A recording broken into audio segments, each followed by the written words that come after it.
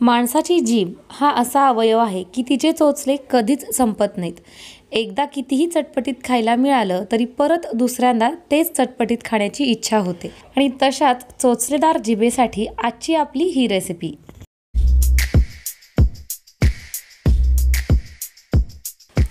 एका पॅनमध्ये मी घेत आहे एक मोठा चमचा भरून पांढरे तीळ, त्याचबरोबर एक मोठा चमचा भरून डाळ जे आपण चिवडा करताना वापरतो ते डाळ, एक छोटा चमचा जिरं, त्याचबरोबर धणे घेतलेले आहेत. आणि हे सर्व साहित्य आपण व्यवस्थित असं लालसर रंगाचं होईपर्यंत भाजून घेणार आहोत.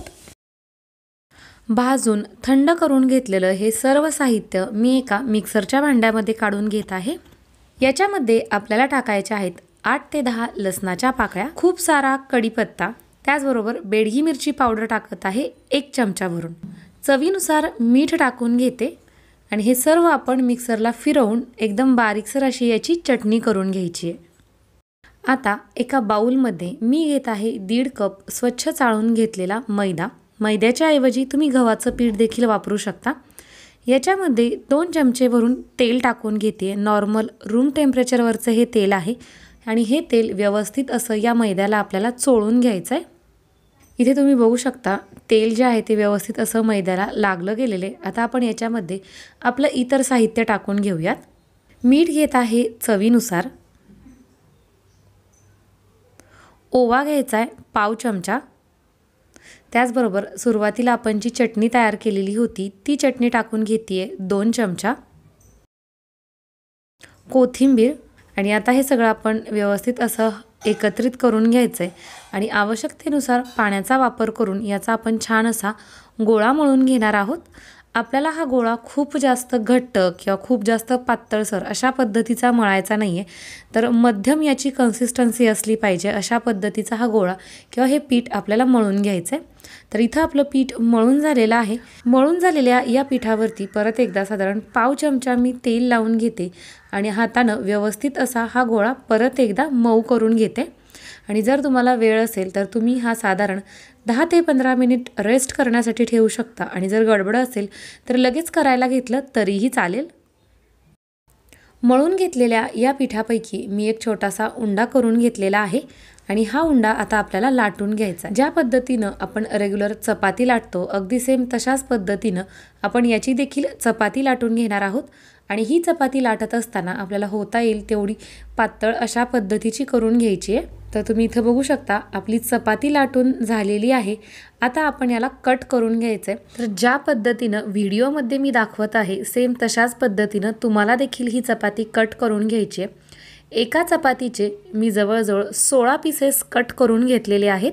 आता कट करून घेतलेल्या पीसेसपैकी एक पीस इथं आपल्याला उचलून घ्यायचा आहे आणि जशा पद्धतीनं तुम्ही व्हिडिओमध्ये पाहताय अगदी सेम तशा पद्धतीनं हे आपल्याला रोल करून घ्यायचं आहे.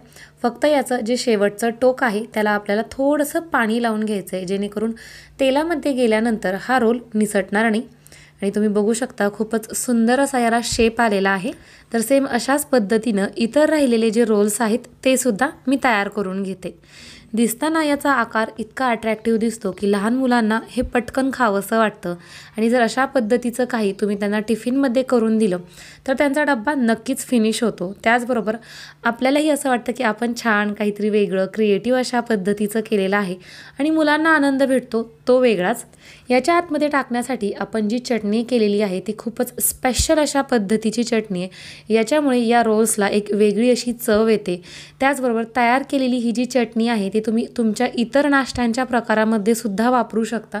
जसं की थालीपीठ असेल, धपाटं असेल किंवा इतर कुठल्याही प्रकारचा पराठा तुम्ही करत असाल तर त्याच्यामध्ये सुद्धा ही चटणी तुम्ही वापरू शकता. कढईमध्ये मी तेल गरम होण्यासाठी ठेवलेले आणि तेल आपल्याला खूप जास्त कडक गरम करून घ्यायचं नाही आहे.